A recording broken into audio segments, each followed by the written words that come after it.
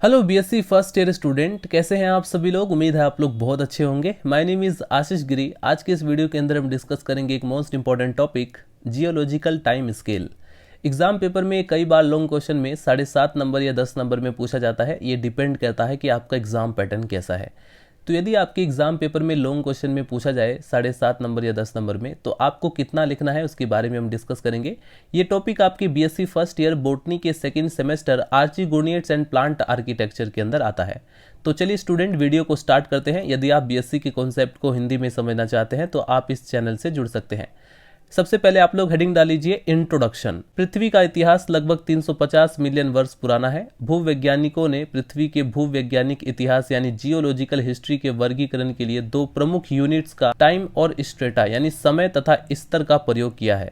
पृथ्वी की ऐतिहासिक घटनाओं के वर्णन में उपरोक्त दोनों यूनिट्स के इक्विवेलेंट का प्रयोग सिनोनियम्स के रूप में किया जा सकता है। इसके बाद आप लोग लिखेंगे समय के आधार पर भूवैज्ञानिक इतिहास को 5 महाकल्पों यानी कि एराज में बांटा गया है।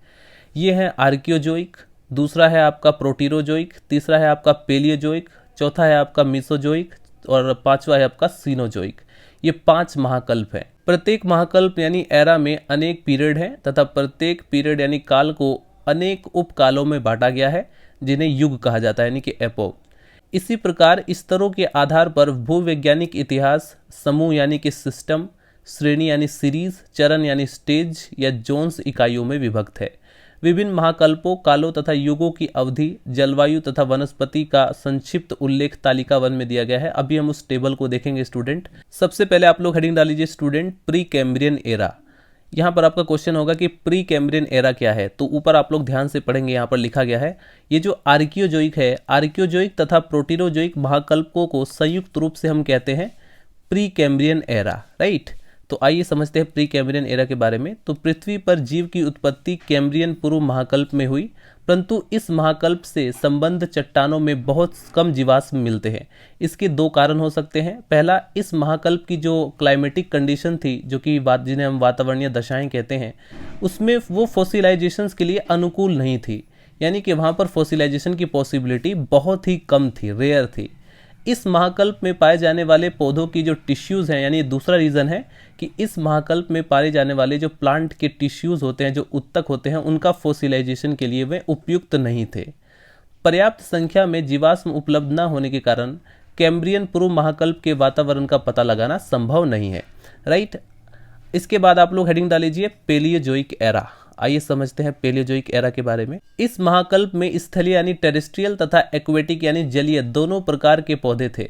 निमेटेथैलस, प्रोटोटेक्साइटिस आदि जलीय पौधे वर्तमान काल के थैलोफाइट से समानता दर्शाते हैं। पेलियोजोइक महाकल्प में स्थलीय पौधों के जीवाश्म सिल्यूरियन तथा डेवोनियन कालों में यानी सिल्यूरियन तथा डेवोनियन पीरियड में मिले। मैनोग्रेप्ट्स, स्पोरोगाइनोटीज, जेस्टोरोफिल्लम, कुक्सोनिया, राइनिया, होर्नियोफाइटोन, साइलोफाइटोन सिल्यूरियन व डेवोनियन काल के प्रमुख वंश है। इसी महाकल्प के कार्बोनिफरस तथा पर्मियन पीरियड में लाइकोप्सिडा, स्पिनोप्सिडा तथा टेरोप्सिडा वर्गों के सदस्य घने जंगलों के रूप में थे। क्योंकि इस काल में सीड फंस बहुल्यता था, यानी कि जो सीड फंस थे उनकी संख्या बहुत ज्यादा थी, अबंडेंस थी। अतः इस काल को बीजों का युग यानी कि एज ऑफ सीड फंस भी कहते हैं। इस महाकल्प के कुछ जीवाश्मों जैसे फॉर एग्जाम्पल कैलिजाइलोन में वार्षिक वलय यानी कि जो एनुअल रिंग्स होती हैं, एनुअल चेंजेस होती हैं, वो प्रेजेंट थी, उपस्थित थी, जिससे कि ये पता चलता है यानी ये प्रतीत होता है कि संभवतः इस महाकल्प के वातावरण में सीजनल चेंजेस होते थे। कार्बनी काल के अंत में वातावरण में अनेक महत्वपूर्ण परिवर्तन हुए, जिसके कारण दलदली क्षेत्र यानी स्वैम्पी रीजन्स विकसित हुए और इस प्रकार का आवास जो लकड़ी वाले प्लांट है, जो कोष्ठीय वनस्पति के लिए उपयुक्त नहीं था। पेलियोजोइक एरा के बारे में आप लोग थोड़ा और भी लिखेंगे। इस समय पृथ्वी में उपस्थित वनस्पति भूवैज्ञानिक घटनाओं के कारण कोयले में परिवर्तित हो गई। पेंसिल्वेनिया तथा वेस्टर्न वर्जीनिया में पाए जाने वाले कोयला यानी जो कोलबेट्स होते हैं, इसी काल में उपस्थित बीजों फर्नो, लाइकोप्सिडा, स्पिनोप्सिडा तथा जिम्नोस्पर्म के क्वालिफिकेशन से बने हैं। सौभाग्य से इस काल में उपस्थित साइलोप्सिडा, लाइकोप्सिडा तथा स्पिनोप्सिडा के कुछ सदस्य विनाश से बच गए और उन्हीं से वर्तमान काल में पौधे विकसित हुए हैं। इसके बाद नंबर 3 पर जो आता है वो है मीसोजोइक एरा। इस महाकल्प के ट्राइएसिक पीरियड का वातावरण अत्यंत शुष्क यानी ड्राई था। अतः आर्द्र जलवायु की आवश्यकता वाले पौधों के लिए उपयुक्त न था। यानी ऐसे पौधे जो कि जिन्हें आर्द्र जलवायु की आवश्यकता होती है, उनके लिए ये कंडीशन, ये क्लाइमेटिक कंडीशन या ये इन्वायरमेंट उपयुक्त नहीं था। परंतु इस काल में फिर भी अनेक फर्न तथा साइकेडोफाइटा व कॉनिफर थे। यह काल एज ऑफ साइकेड्स कहलाता है। यद्यपि इस काल में अनेक आवृतबीजी पौधों की भी उत्पत्ति हुई, परंतु उनकी जो संख्या थी वो साइकेड्स की तुलना में बहुत ही नगण्य थी, यानी बहुत कम थी। मीसोजोइक महाकल्प के क्रस्टेशियस पीरियड में अनेक महत्वपूर्ण परिवर्तन हुए। स्टूडेंट, मीसोजोइक एरा के बारे में थोड़ा सा बचा हुआ पार्ट आप लोग यहाँ से यहाँ तक लिखेंगे। उसके बाद हम लोग इस जियोलॉजिकल टाइम स्केल की जो टेबल है उसको हम डिस्कस करेंगे। सेलिकेसी, मोरेसी, एरेलिएसी, लॉरेसी तथा सेपिंडेसी कुलों के सदस्यों की उत्पत्ति हुई। उत्तरी अमेरिका से क्रस्टेशियस काल की एकत्र की गई 300 जातियों में से लगभग 200 जातियां आवृतबीजी की हैं। इस तथ्य से यह प्रमाणित होता है कि क्रस्टेशियस काल की वनस्पतियों में आवृतबीजी प्रमुख थे। अभी हम जियोलॉजिकल टाइम स्केल की जो टेबल है उसको डिस्कस करने के बाद हम लोग कवर करेंगे सीनोजोइक एरा। हेडिंग डालीजिए स्टूडेंट, जियोलॉजिकल टाइम स्केल। आप भी अपने एग्जाम पेपर की रिटन कॉपी में इस प्रकार से फीटे से एक टेबल बना लेंगे और उसके बाद आप लोगों को सबसे पहले मेंशन करना है एरा। दूसरे नंबर पे आप लोग लिखेंगे पीरियड सिस्टम, तीसरे नंबर पर एपोच और सीरीज, चौथे नंबर पर क्लाइमेटिक वेरिएशन, पांचवें नंबर पे important events in plant life, यानी पादप जीवन में जो प्रमुख घटनाएं हुई थी उसके बारे में। तो देखिए, पहला एरा है सीनोजोइक एरा और ये उसका पीरियड सिस्टम है क्वार्टिनरी, और इसमें सीरीज जो है या अपोच है वो है होलोसीन। इसमें इस होलोसीन सीरीज में सबसे ज़्यादा जो क्लाइमेटिक वेरिएशन थे वो क्या थे उसके बारे में अगर आप लोग जाने तो लिखेंगे आप लोग, आधुनिक जलवायु क्षेत्रों का विकास हुआ था, साथ में ध्रुवीय क्षेत्रों में शीत जलवायु का आगमन हुआ था। अगर हम बात करें यहाँ पर पौधों के जीवन में क्या इंपॉर्टेंट इवेंट्स हुए थे, तो हर्बेसियस पौधों की प्रधानता थी, यानी हर्बेसियस जो प्लांट थे, शाकीय पौधे थे, उनकी संख्या ज़्यादा थी। इसके बाद सीनोजोइक एरा की अगर हम दूसरे एपोक की बात करें यानी प्लिस्टोसीन के बारे में बात करें तो इसमें क्लाइमेटिक कंडीशन तो सेम थी, लेकिन यहाँ इस महाकल्प में प्रमुख पौधे शाकीय थे, यानी कि अब यहाँ पर जो मेन प्लांट थे वो हर्बेसियस प्लांट थे, राइट, यानी कि वो डोमिनेट कर रहे थे। प्लिस्टोसीन के बाद अगर हम बात करें प्लियोसीन के बारे में तो इसमें क्लाइमेटिक चेंज क्या हुए थे, अल्पाइन पर्वत श्रृंखलाओं का विकास, यानी कि इसमें अल्पाइन जो पर्वत थे उनकी श्रृंखलाओं का विकास हो चुका था।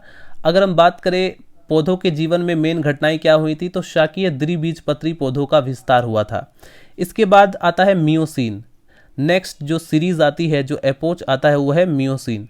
मियोसीन में क्या हुआ था, तो क्लाइमेटिक कंडीशन तो बिल्कुल सेम थी, लेकिन प्लांट के जीवन में कुछ घटनाएं हुई थी, वनों की संख्या व विस्तार में कमी हुई थी। इसके बाद स्टूडेंट हम आ चुके हैं सीनोजोइक एरा के टर्सरी पीरियड में, और इसमें आता है सीरीज ओलिगोसीन। ओलिगोसीन में जो क्लाइमेटिक कंडीशन थे वो बिल्कुल सेम थे, लेकिन यहाँ पर हुआ क्या था कि वुडी एंजियोस्पर्म का विस्तार हुआ था, यानी लकड़ी वाले जो एंजियोस्पर्म थे उनका विस्तार हुआ था। इसके बाद सीरीज इयोसीन की यहाँ पर घटनाओं को बताया गया है। इसमें क्लाइमेटिक चेंज क्या हुए थे, हिमालयी पर्वत श्रृंखलाओं का विकास हुआ था, और साथ में पौधों के जीवन में जो इंपॉर्टेंट इवेंट्स थे वो थे पुष्पीय पौधों का विस्तार, यानी जो फ्लावरिंग प्लांट थे, एंजियोस्पर्म था, उनका बहुत ज़्यादा विस्तार हुआ था। तो सीनोजोइक एरा के टर्सरी पीरियड में एक और यहाँ पर सीरीज आती है इयोसीन। इयोसीन में हमने देखा कि हिमालयी पर्वत श्रृंखलाओं का विकास हुआ था, ये इसमें क्लाइमेटिक वेरिएशन हुए थे।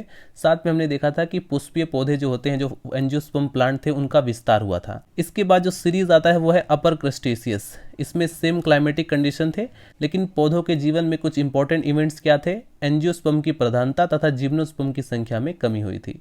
अब आते हैं हम क्रस्टेशियस पीरियड में। सीरीज है मिडिल क्रस्टेशियस। मिडिल क्रस्टेशियस सीरीज में अगर हम बात करें क्लाइमेटिक वेरिएशन के बारे में तो इसमें लैरामाइंड रिवोल्यूशन हुआ था। पौधों के जीवन में जो इंपॉर्टेंट इवेंट्स था वो था एंजियोस्पर्म की संख्या में तीव्र वृद्धि, यानी कि बहुत तेजी से एंजियोस्पर्म की संख्या में वृद्धि हुई थी। इसके बाद आता है क्रस्टेशियस पीरियड का जो सीरीज है वो है लोअर क्रस्टेशियस। मिडिल क्रस्टेशियस के बाद आता है लोअर क्रस्टेशियस। इसमें सेम क्लाइमेटिक वेरिएशन थे, लेकिन साइकेड्स व कॉनिफर तथा एंजियोस्पर्म का विकास हुआ था, राइट। ये पौधों के जीवन में इंपॉर्टेंट इवेंट था कि साइकोड्स, कॉनिफर्स तथा एंजियोस्पर्म का विकास हुआ था। अब हम आते हैं student second era, Mesozoic era. Most important है ये भी। मीसोजोइक एरा में अगर हम बात करें पीरियड सिस्टम की तो हमें ज्यूरेसिक पीरियड के अंदर, अब यहाँ पर हम क्लाइमेटिक वेरिएशन के बारे में बात करें तो शीतोष्ण यानी टेम्परेट जलवायु, और अगर हम बात करें पौधों के जीवन में जो इंपॉर्टेंट इवेंट्स थे वो थे लेप्टोस्पेरेंजिएट फर्नों की संख्या में वृद्धि, एंजियोस्पर्म की उत्पत्ति इसी काल में हुई। इसके बाद मीसोजोइक एरा का दूसरा पीरियड आता है ट्राइएसिक पीरियड। अगर हम बात करें इसमें क्लाइमेटिक वेरिएशन की तो वार्म टेम्परेट जलवायु थी, और पौधों के जीवन में इंपॉर्टेंट इवेंट्स क्या थे, टेरिडोस्पर्मेल्स गण के जो सदस्य वो पृथ्वी से लुप्त हो गए, साइकेड्स, कॉनिफर्स व जिंगोएल्स के सदस्यों में वृद्धि हुई। इसके बाद हम आते हैं मीसोजोइक एरा के पर्मियन पीरियड में। इसमें अगर हम क्लाइमेटिक वेरिएशन की बात करें तो हिमनंदन यानी कि ग्लेशिएशंस हुआ था। प्लांट के जीवन में जो इंपॉर्टेंट इवेंट्स थे वो थे प्रिमिटिव यानी कि आग जिम्नोस्पर्म व वृक्षवत एब्रोसेंट्स व टेरिडोफाइट का ह्रास हुआ था, यानी टेरिडोफाइट की संख्या में कमी हुई थी। इसके बाद हम आते हैं मीसोजोइक के फोर्थ पीरियड में, जो कि है कार्बोनिफेरस पीरियड। क्लाइमेटिक वेरिएशन की अगर हम बात करें तो इसमें एपेलेशियन रिवोल्यूशन हुआ था और पौधों के जीवन में जो इंपॉर्टेंट इवेंट्स थे वो थे लाइकोपोड्स, कैलेमाइटेलीज और लेपिडोडेंड्रोलीज, कॉर्डेटलीज की प्रधानता व ब्रायोफाइटा की उत्पत्ति। अब यहाँ पर ब्रायोफाइटा की उत्पत्ति हुई, दूसरे नंबर पर कॉर्डेटेल्स की प्रधानता थी। और इसके बाद स्टूडेंट जियोलॉजिकल टाइम स्केल के अंदर अब हम एंटर कर चुके हैं पेलियोजोइक एरा के अंदर। इसमें जो पीरियड है वो है डेवोनियन पीरियड। इसमें अगर हम बात करें क्लाइमेटिक वेरिएशन के बारे में तो इसमें वार्म और हमिड, यानी कि इसमें जो क्लाइमेटिक वेरिएशन था वो वार्म और हमिड था। और साथ में अगर हम important events in plant life की बात करें, टेरेस्ट्रियल वेस्कुलर प्लांट्स लाइकोप्सिडा व साइलोप्सिडा की उत्पत्ति, शैवाल प्रचुर संख्या में थे, यानी कि एल्गी जो थे वो अबंडेंस मात्रा में थे। इसके बाद पेलियोजोइक एरा के अंदर नंबर सेकंड पर पीरियड आता है सिल्यूरियन पीरियड। अगर हम बात करें इसमें क्लाइमेटिक वेरिएशन के बारे में तो वो वार्म था, राइट। साथ में अगर हम बात करें प्लांट के जीवन में जो इंपॉर्टेंट इवेंट्स थे वो थे टेरेस्ट्रियल प्लांट की उत्पत्ति व शैवालों की प्रधानता, यानी शैवाल की संख्या बहुत ज़्यादा थी, शैवाल उस समय डोमिनेट थे। पेलियोजोइक एरा के अंदर नंबर थर्ड पीरियड आता है ऑर्डोविशियन पीरियड। ऑर्डोविशियन पीरियड में क्या हुआ था, तो अगर हम बात करें क्लाइमेटिक वेरिएशन के बारे में तो इसमें पर्वत श्रेणियों का विकास हुआ था। अगर हम प्लांट के जीवन में इंपॉर्टेंट इवेंट्स के बारे में बात करें तो समुद्री एवं हरित शैवालों की प्रधानता थी। इसके बाद पेलियोजोइक एरा के अंदर नंबर 4 पीरियड आता है कैम्ब्रियन पीरियड। कैम्ब्रियन पीरियड में जो क्लाइमेटिक वेरिएशन थे वो थे शेल श्रेणियों का विकास, ओकेडियन सेल श्रेणियों का विकास हुआ था। और पौधों के जीवन में जो इंपॉर्टेंट इवेंट थे वो थे शैवालों की उत्पत्ति। फाइनली स्टूडेंट अब हम एंटर कर चुके हैं जियोलॉजिकल टाइम स्केल के अंदर नंबर 4 एरा के अंदर, जो कि है प्रोटोजोइक। प्रोटोजोइक पीरियड है प्री कैम्ब्रियन पीरियड। और इसमें अगर हम क्लाइमेटिक वेरिएशन के बारे में बात करें तो वार्म और एक्वेटिक कंडीशन था। और साथ में प्लांट के जीवन में जो इंपॉर्टेंट इवेंट्स हुए थे वो शैवाल एवं बैक्टीरिया, यानी एल्गी और बैक्टीरिया। इस महाकल्प के जीव संभवतः अत्यंत सरल व एक कोशिकीय थे, यानी यूनिसेल्युलर थे, राइट, बहुत ही सिंपल और यूनिसेल्युलर। तो चलिए स्टूडेंट बचे हुए टॉपिक को कवर करते हैं, जो कि है सीनोजोइक महाकल्प यानी सीनोजोइक एरा के बारे में। तो इस महाकल्प को एज ऑफ एंजियोस्पर्म कहा जाता है। एशिया में हिमालय तथा यूरोप में अल्पास की ऊंची पर्वत श्रृंखलाओं का निर्माण इस महाकल्प में हुआ था। इसके फलस्वरूप पृथ्वी पर गर्म हवाओं का प्रभाव कम होने लगा तथा साथ साथ आइस एज प्रारंभ हुआ, यानी कि हिम युग प्रारंभ हुआ। धीरे धीरे हिम क्षेत्र यानी पोल्स की ओर स्थानांतरित हो गए। इसमें पूर्व पोल्स बर्फ से ढके नहीं थे। इसी समय टेम्परेट व ट्रॉपिकल क्षेत्र विकसित हुए और वातावरणीय दशाओं यानी कि क्लाइमेटिक कंडीशंस का वनस्पति पर बहुत ही बड़ा प्रभाव पड़ा।